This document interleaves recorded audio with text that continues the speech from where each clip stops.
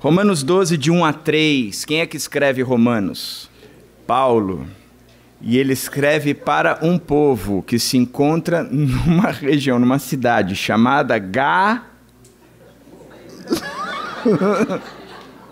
Roma. É o povo romano. Na verdade, ele está escrevendo uma das cartas que por mim é a mais completa de todas. O pastor que me criou dizia que era a picanha da Bíblia, porque era a mais nobre de todas elas.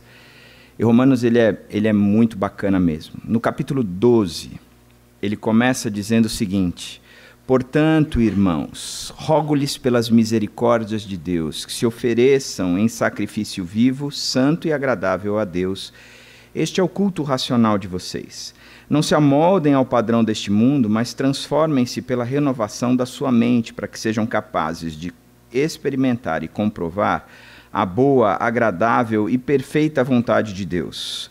Por isso, pela graça que me foi dada, digo a todos vocês: ninguém tenha de si mesmo um conceito mais elevado do que deve ter, mas, ao contrário, tenha um conceito equilibrado de acordo com a medida da fé que Deus lhe concedeu. Quero começar pensando na introdução desse texto. O que é que o texto ele nos apresenta? Ele começa dizendo, portanto, e aí ele vai apresentar tudo isso. Quando a gente pensa nessa introdução, ele começa com uma conjunção conclusiva. Portanto, significa que ele desenvolveu uma ideia, terminou a ideia e quer trazer para nós a conclusão da ideia apresentada. Portanto, falei isso, portanto, quero concluir isso. O que é que ele está, na verdade, ou aonde é que ele está, na verdade, fundamentando tudo aquilo que ele acredita? O texto anterior diz o seguinte: ó profundidade da riqueza, da sabedoria e do conhecimento de Deus. Quão insondáveis são os seus juízos e inescrutáveis os seus caminhos. Quem conheceu a mente do Senhor? Ou quem foi o seu conselheiro? Quem primeiro lhe deu para que ele o recompense? Pois dele, por ele e para ele são todas as coisas. A ele seja a glória para sempre. Amém. Ele vem apresentando um Deus, e a visão que a gente tem de Deus é que vai margear todo o nosso cristianismo. Na verdade, a gente está trabalhando sobre a influência do mundo, e a gente só consegue deixar o mundo nos influenciar porque a gente olha para aquilo que o mundo está ofertando e a gente diz, isso é bom, isso eu quero, eu vou viver dessa maneira. Mas eu só escolho isso porque eu ainda não tive uma visão completa de Deus. Porque se eu tivesse uma visão completa de Deus, eu não escolheria isso. Não tem porquê, porque Deus é muito maior. Então por que eu escolho o que o mundo está ofertando? Porque eu ainda não enxerguei a Deus, eu não vi Deus. E o texto está dizendo, pois dele, por ele, para ele são todas as coisas, a ele seja a glória. Ele vem apresentando um Deus absurdamente grande, um Deus gigantesco, um Deus que veio ao nosso encontro, um Deus que criou tudo. Ele tem uma profundidade de riqueza, de sabedoria e do conhecimento. Os seus juízos são insondáveis e inescrutáveis os seus caminhos, ou seja, Deus ele é tão grande, ele é tão poderoso, ele é tão capaz, ele é tão gigantesco que a gente olha para ele e diz, cara, não dá para descrever esse Deus, não dá para conhecer esse Deus na sua integralidade, não dá para caminhar ou saber quais são todos os caminhos de Deus, porque ele é um Deus gigantesco, um Deus grandão, como diz o Bruno, mas é verdade. Porque o que Paulo vem trazendo, e quando você vem lendo Romanos, capítulo após capítulo, você vê que Paulo vai acrescentando coisas a respeito de Deus, e Paulo tinha uma intimidade tão grande com Deus, ele sabia tanto, que ele termina com um hino de louvor a Deus, dizendo, olha, porque todas as coisas são por ele, para ele, e pois é dele todas essas coisas. Então, beleza. Paulo apresentou tudo isso, disse o tamanho desse Deus, Jesus Cristo, ele pontuou o que esse Jesus Cristo fez, e aí ele começa a concluir toda a história dele. Ele não só falou da grandeza desse Deus, como ele também disse o que esse Deus fez por nós. Quando você pega capítulo 5 de Romanos, ele vai dizer que Deus veio ao nosso encontro, que Deus pagou o preço, que Jesus Cristo é a expressão exata de Deus, e porque Jesus Cristo veio e morreu por nós, nós podemos ser justificados, pois mediante a fé, nós temos paz com Deus. Significa que antes não tinha paz e agora tem. Significa que agora nós temos total liberdade de conhecer esse Deus. Daí ele chega no capítulo 6 e diz o seguinte, olha, aonde abundou o pecado, superabundou a graça. Jesus veio ao seu encontro, você era pecador e ele que veio ao seu encontro. Não tem nada a ver com você, tem tudo a ver com ele. Não é o que você fez, mas é o que ele fez. E é bacana nisso. A semana conversando com o Pedro me trouxe a lembrança, uma colocação que fazia tempo que eu não lembrava. Eu falei, cara, muito interessante isso. Ele falou, pai, você já parou para pensar no quanto a gente tem e a gente prega e a gente define na necessidade da nossa adequação ao padrão de Deus, como se nós não nos adequássemos, nós não chegaríamos nesse Deus. Mas é verdade. A gente fala isso o tempo todo, que a gente precisa ser assim, a gente precisa ser assado, que a gente precisa deixar disso. É verdade, ele? Pois é. Mas o que a Bíblia diz é que foi Deus quem se adequou a nós. E é verdade. Porque onde abundou o pecado, superabundou a graça. E por que superabundou a graça? Porque Deus veio ao nosso encontro. Foi Ele que se adequou a nós. Isaías 53 é muito claro, a adequação de Jesus a nós. Foi o verbo que se fez carne. Interessante que aonde abundou o pecado, superabundou a graça. Aí Paulo está dizendo, eu sei para quem eu estou escrevendo. O meu evangelho vai ser universal, vai chegar naqueles brasileiros, e os brasileiros vão pensar exatamente assim. Onde superabundou o pecado, onde abundou o pecado, superabundou a graça. Então eu já sei o que a gente vai fazer. Vamos superabundar de pecado para transbundar a graça. E se a gente transbundar de pecado, aí vai hiperabundar de graça, vai ser uma abundância. O fato é que Paulo diz, que diremos, pois, permaneceremos no pecado para que a graça seja maior? Ele diz, de forma nenhuma, de maneira nenhuma. Nós que morremos para o pecado, então nós vamos viver dessa forma. E aí ele vai desenvolvendo. Capítulo 6, capítulo 7, parece que cai um pouco uma dose de realidade. Olha, eu agora tenho paz com Deus, o pecado já não reina mais no meu corpo mortal, mas o bem que eu quero eu não faço, o mal que eu não quero eu vivo fazendo, desventurado homem que sou, quem me livrará do corpo da morte? Até que ele chega com a solução no capítulo 8, dizendo que o Espírito Santo de Deus, que vivificou Cristo dentre os mortos, é o mesmo Espírito que vivificará o nosso corpo. Significa que nós somos salvos por Cristo, e nós somos cheios de vida por causa do Espírito Santo. E aí ele vem trazendo todo esse contexto, dizendo que todos aqueles que de fato se tornarem filhos de Deus serão salvos, convertidos. Aí é a profundidade da riqueza, da sabedoria e do conhecimento de Deus. Quão insondáveis são os seus juízos, inescrutáveis os teus caminhos. Quem conheceu a mente do Senhor, ou quem foi seu conselheiro? Quem primeiro lhe deu para que ele o recompensasse? Pois dele, por ele e para ele são todas as coisas, e a ele seja a glória para sempre. Amém.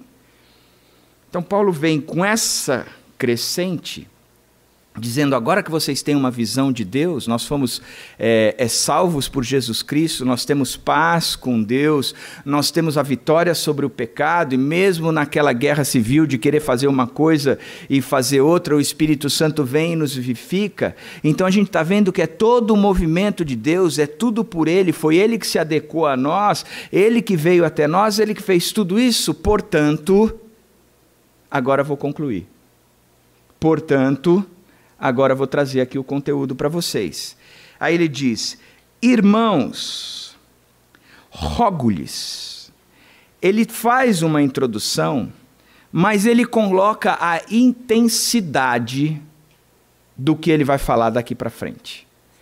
Ele não vem dizendo, agora quero contar uma historinha para vocês, bacaninha, algo importante, senta que lá vem história, quero contar para vocês algo leve, mamão com açúcar, café com leite, eu quero contar algo para vocês que não tem valor nenhum, assim, é mais para a gente preencher o tempo agora. Ele diz, eu rogo. Significa que o que ele está falando, ele está colocando o coração dele na língua. Ele está dizendo, eu rogo. Daqui para frente não é só um pedido, é um clamor que eu vou fazer para vocês, por causa deste movimento todo de Deus por nós, por causa do que Jesus Cristo significa para nós, porque nós temos vida através do Espírito Santo agora, pois todas as coisas são dele, para ele e por ele, e a ele seja toda a glória. Eu estou colocando o meu coração na boca e estou rogando a vocês, eu estou clamando a vocês. Eu estou pedindo, mas pedindo numa intensidade hardcore alta, intensa. Não é qualquer pedido, é muito pedido que eu estou fazendo.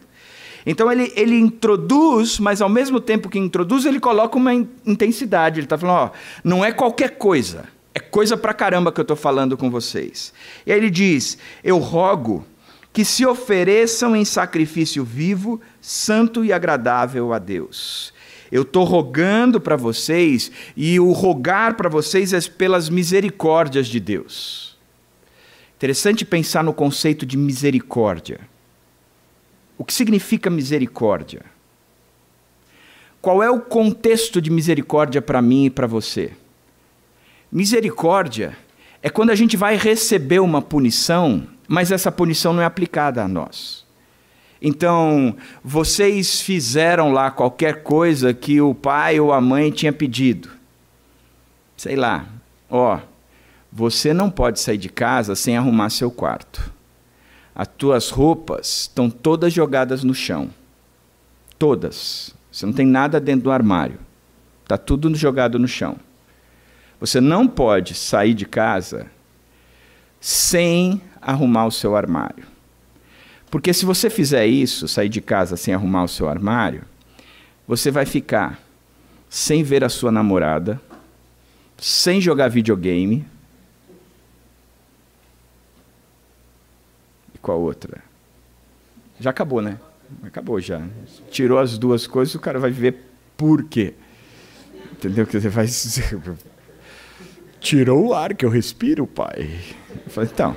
Se eu tirei o ar que você respira, é fácil, é só guardar as roupas.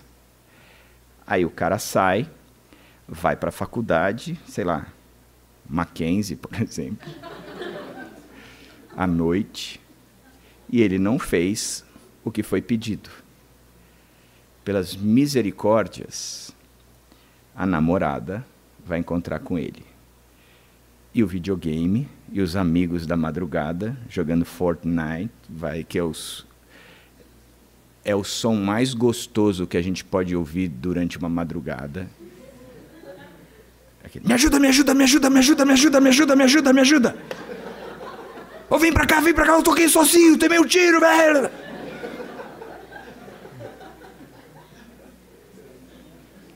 Sou bom mesmo, hein? Você ouve de madrugada aqueles gritos assim, você fala, cara, quem é? O Senhor está me chamando, Deus? Interessante que não recebeu a punição, então a misericórdia. Então Paulo está colocando o coração na boca, porque a gente não recebeu a punição, numa condição. Ele diz, sabe qual é o interesse nessa história toda?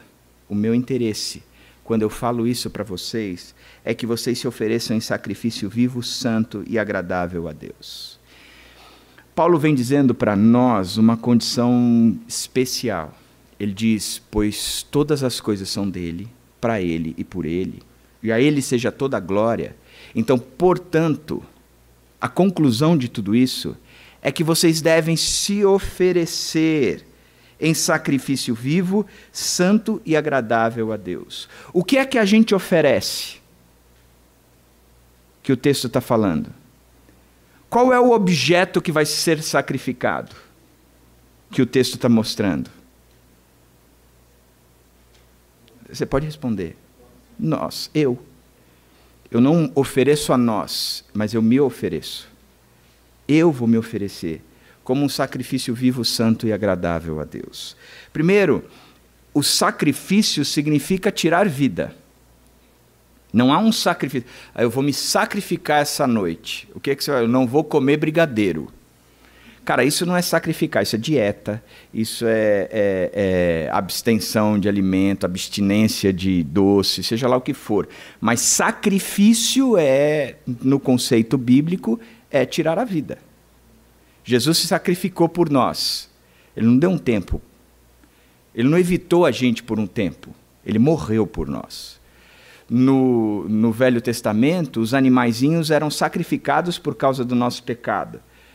Você não chegava para um animalzinho e dizia, eu menti e a condenação é a sua morte, mas então eu vou te sacrificar. Como sacrificar, eu vou te dar um tempo, tá? Eu não vou falar com você, cordeirinho. Mas depois eu volto.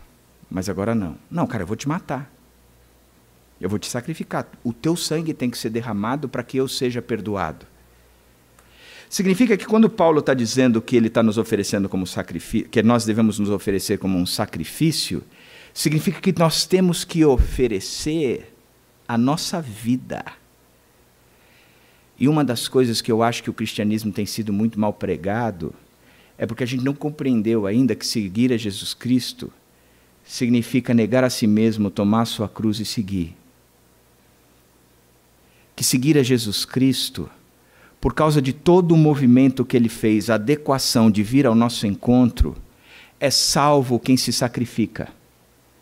Quem entendeu este conceito gigantesco, quem entendeu esse movimento todo de Deus, faz porque responde a todo este movimento. A questão é que a gente vai se oferecer como um sacrifício vivo, não é algo morto, não é algo que já foi, não, é um sacrifício vivo. Segunda coisa é o que é um sacrifício santo. O que é santo? Puro. Nenhum sacrifício para Deus será um sacrifício meia boca, sujo, impuro. Na verdade, quando você vai para o Velho Testamento, o animalzinho que tinha que ser sacrificado, ele não podia ter mancha, ele não podia mancar, ele não podia ser cego, ele não podia ter nenhum problema, ele tinha que ser inteiro, ele tinha que estar perfeito, ele tinha que ser a imagem, o conceito de santo. Então, já que eu vou me sacrificar e eu vou me oferecer como um sacrifício, é um sacrifício de uma pessoa viva, não é um sacrifício de algum animal morto, não é este animal que a gente acha na rua que foi atropelado, agora já está morto, morreu mesmo, então o azar é seu, eu vou sacrificar você que morreu. Não, o sacrifício tem que ser de algo vivo, algo puro e agradável. Então significa que o que Paulo está colocando na ponta da língua, o coração dele, é para que a gente se ofereça como um sacrifício vivo, santo e agradável a Deus. Que o cristianismo é, sem dúvida nenhuma, um sacrifício vivo, santo e agradável a Deus. Que quem segue a Jesus Cristo está se sacrificando de forma viva, santa e agradável a Deus.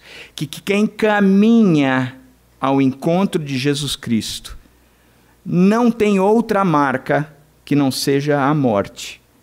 Não tem outra marca que seja a santidade. Não tem outra marca que seja o se tornar agradável ao Senhor. Não tem outra marca. O problema todo é que a gente está falando de salvação, salvação, salvação, que tem que chegar a Jesus Cristo, que tem que caminhar com Jesus Cristo, que tem que conhecer Jesus Cristo. Entretanto, a gente não está vivendo de acordo com o que a salvação propõe, feito diante daquilo que Jesus Cristo fez por nós. Portanto, por causa de tudo isso, o resultado é que vocês têm que ser assim. Sabe o que significa? Que o cristão verdadeiro, ele vive uma vida santa, agradável e de sacrifício vivo. Agora, por que isso é tão lógico? Porque é o seguinte, eu conheci a Dani, quando eu conheci a Dani, cara, eu me apaixonei pela Dani. Quando eu me apaixonei pela Dani, eu não precisava me sacrificar ou ficar pensando. Simplesmente porque eu a amava, eu fazia qualquer coisa por ela. Eu morava na zona sul de São Paulo. À noite eu ia até o Mackenzie buscá-la. Era 1h quase. 11 e pouco da noite eu ia buscar. Aí eu trazia ela em casa e a gente vinha conversando. Depois ficava rodando no quarteirão, a gente ficava orando. Eu nunca deixei a Dani em casa. Nunca. Sem antes a gente orar. Nunca. E a gente ficava rodando no quarteirão, orando, porque era perigoso ficar parado ali. Aí descia, ela ia embora, e aquele aperto no coração de eu ir embora e deixar a Dani lá, e falar, cara, eu quero. E por que eu queria? Porque eu amava. Não precisava pedir nada. Não era um sacrifício. Era fruto do meu amor. Era algo que eu queria. Então, quando a gente conhece esse Deus e a gente enxerga esse Deus, o pedido de Paulo é lógico. Cara, você entendeu quem é esse Deus? Entendi. Então, se ofereça. Viva em prol dele. Se sacrifique por causa dele. Faça o que precisa ser feito por ele. O que me entristece muito é enxergar que muita gente se diz cristão, mas ainda não assumiu o compromisso de seguir a Jesus Cristo, a tal ponto de viver de forma que se torne ou que se seja um sacrifício vivo, santo e agradável. São pessoas que muitas vezes estão na igreja todo domingo. São pessoas que muitas vezes estão na igreja todo escape sábado à noite. Mas terminou este encontro, sai daqui e toca a muvuca na sua vida pessoal, no seu namoro, no seu relacionamento com seus pais. Eu tive que aprender muito isso. Porque não é porque eu estou dentro da igreja que eu lidero um trabalho que significa que eu seja salvo. Esses dias eu estava contando para o Felipe, eu liderava um trabalho de evangelismo, e a gente botava 150 pessoas dentro da igreja, dentro da minha casa, 150 jovens, caras que nunca foram para a igreja, mas eles iam para casa. A gente tinha um cubo, que entrava uma guitarra e um violão, e o falante do cubo era rachado. Então o som era horrível.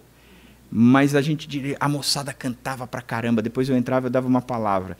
Teve um dia que tinha tanta gente, que na semana seguinte a gente fez um evento especial e fechamos um aluguel do anfiteatro da escola que a gente lotou. Eu falando, meu irmão e um amigo tocando no falante rachado. E aí o salão lotado. E a gente gostou tanto daquilo.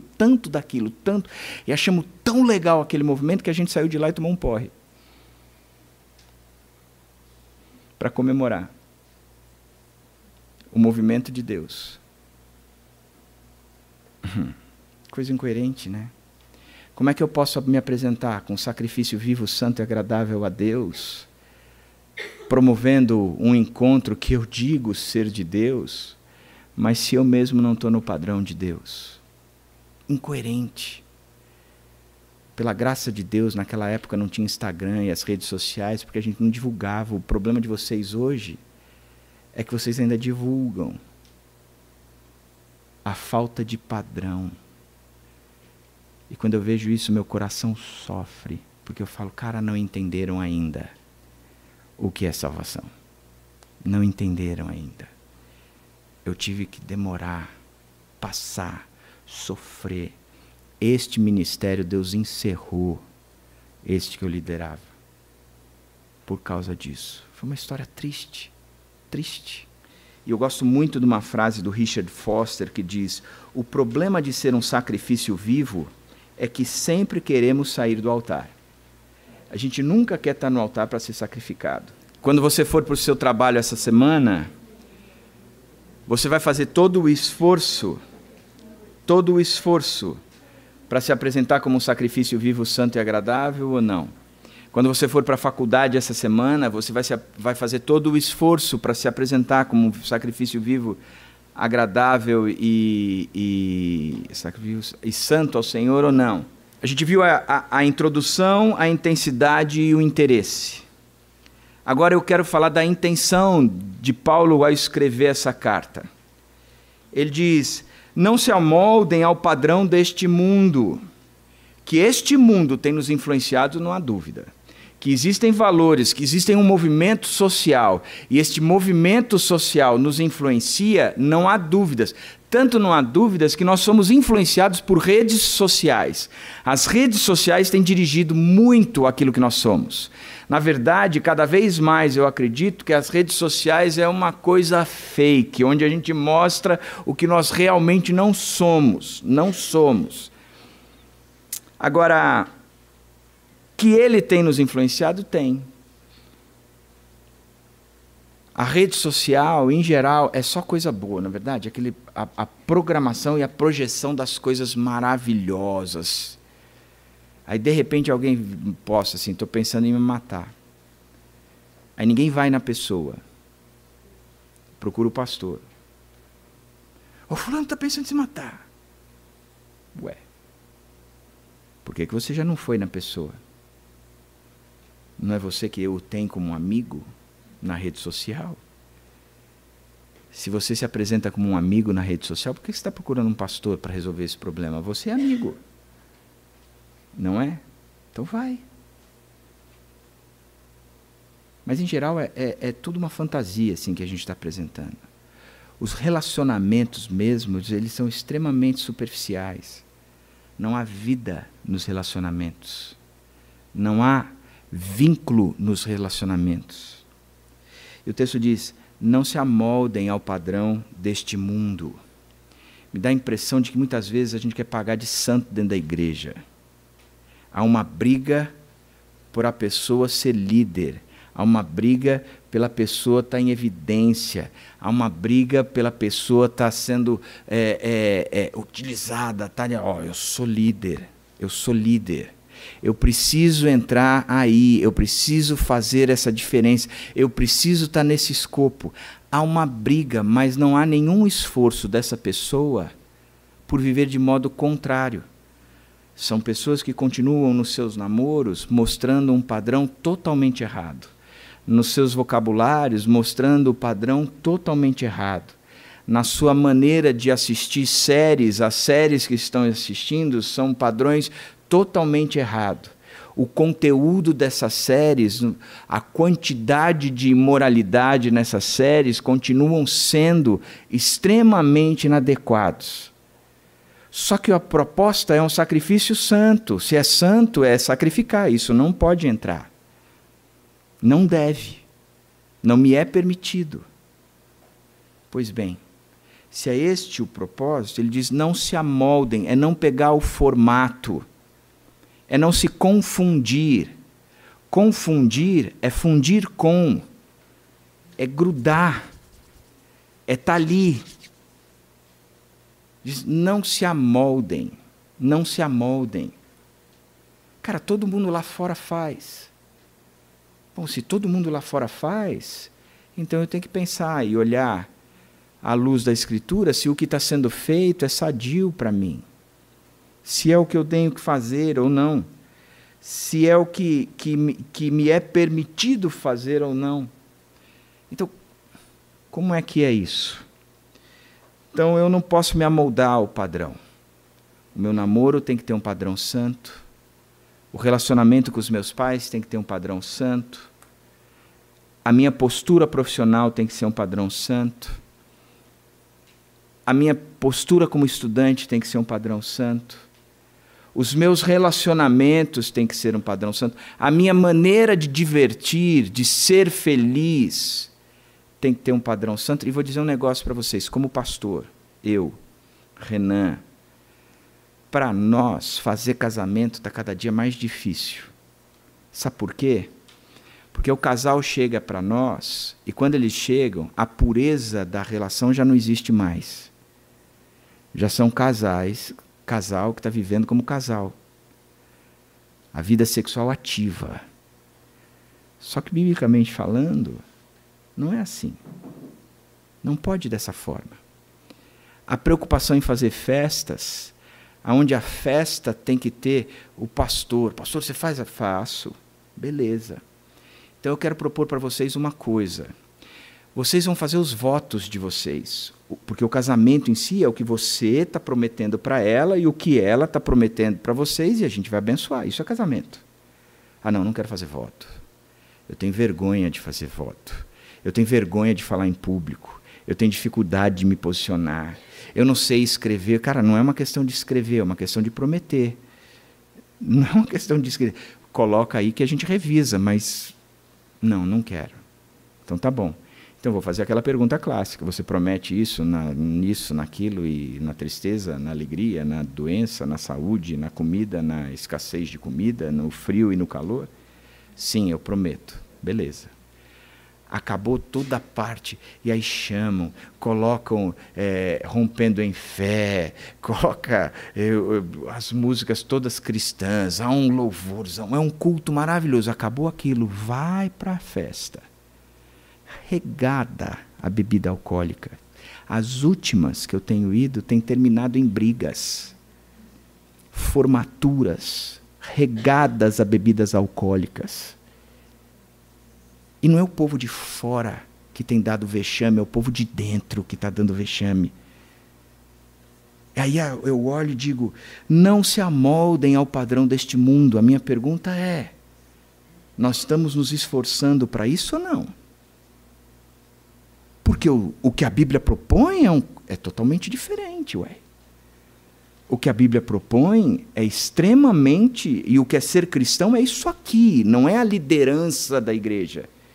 Não é estar à frente tocando um louvor, é o padrão de vida com Cristo. Porque eu sou testemunha para vocês, porque se o padrão de vida não estiver coerente, Deus termina com o projeto. O trabalho que ele, inclusive, chamava Projeto Alcance. Não se amoldem. Aí vai um teste para vocês aí agora. Jesus Cristo disse, não rogo que os tires do mundo, mas que os proteja do maligno. Ele em nenhum momento olhou e disse, está vendo, Rodrigo Blazaski, você é o cara que eu te escolhi para ser o cara. Você vai ser um sacrifício vivo, santo e agradável. Você vai ser tão bom para mim, tão bom, que eu não te fiz bonito, porque senão seria um padrão muito alto para você só. Então você é feio, mas você é meu. Deus falou para ele.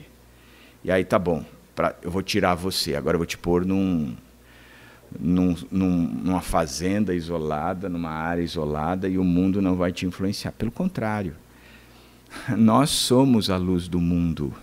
Somos nós que vamos brilhar no casamento. Somos nós que vamos brilhar nas festas de formatura. Somos nós que vamos brilhar nos encontros à noite, quando o pai e a mãe não estão em casa. Somos nós que vamos brilhar. Portanto, ele diz, não peço que os tires do mundo, mas que os protejas do maligno. Qual é a instrução? Como é que você não vai se amoldar? É transformem-se. Transformem-se pela renovação da sua mente. É pensar diferente.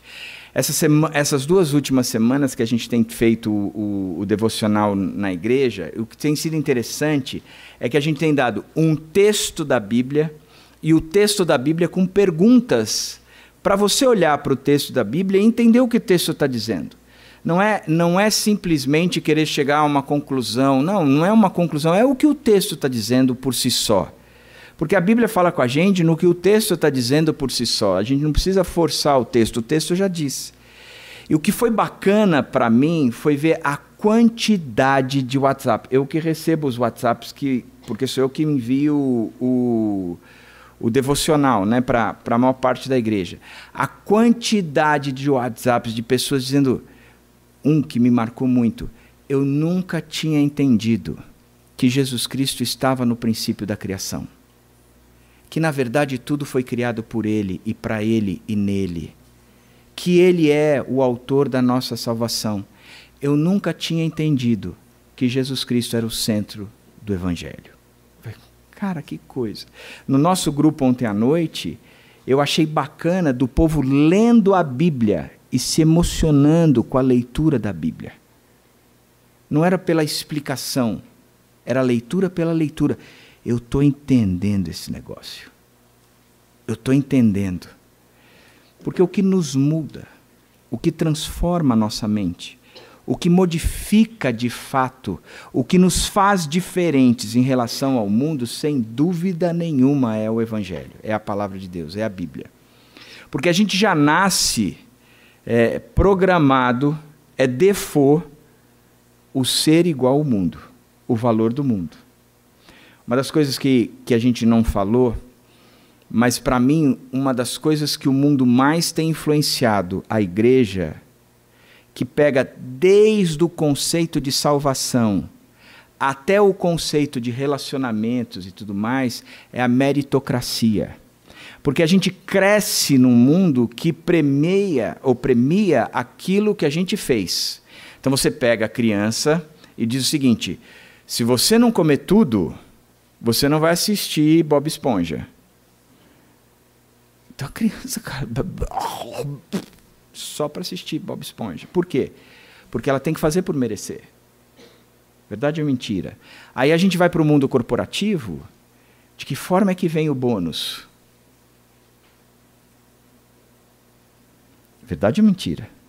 Vem porque a gente está fazendo por merecer. A empresa lucrou. Entendeu? A participação de resultados.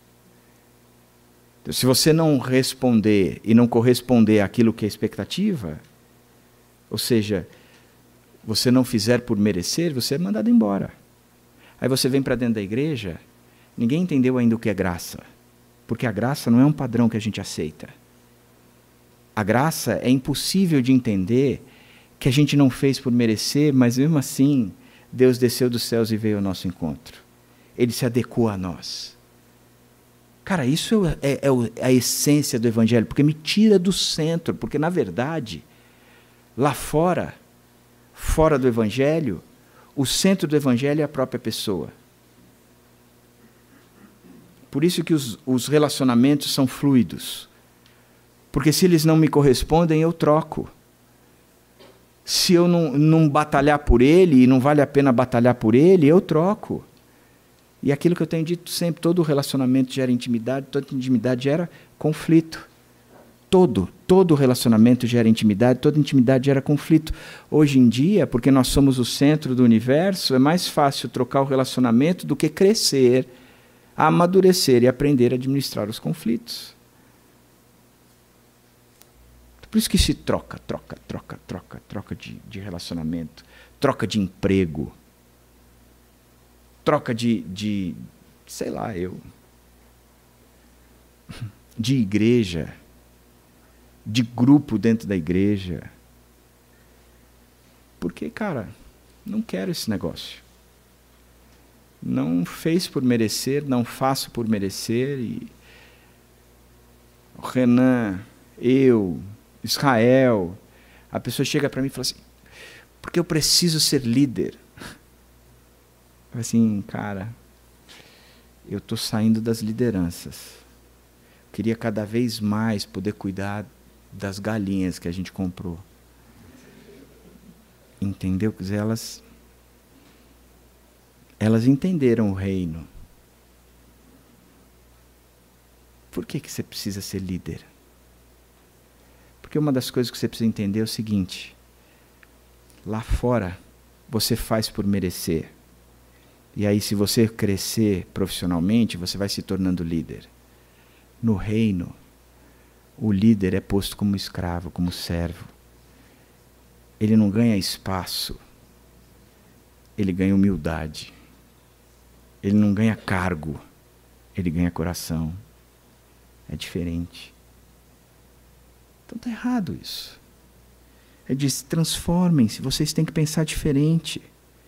No reino eu não peço liderança, porque não é um poder adquirido, é autoridade que vem do Espírito.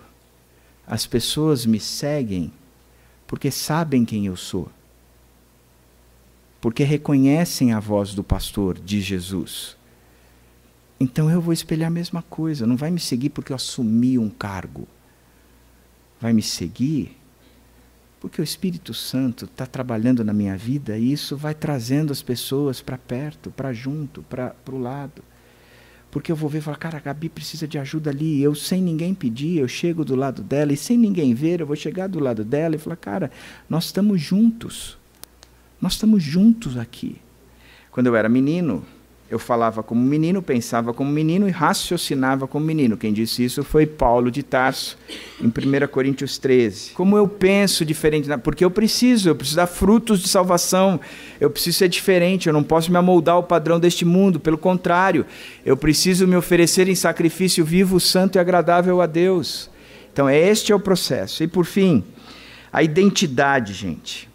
O que é identidade? Identidade são as marcas na minha vida daquilo com quem eu tenho identificação. Já parou para pensar? Eu tenho identidade, e a minha identidade é parecida com a Naninha. Por quê? Porque as coisas que ela gosta, eu gosto também, a gente tem identificação.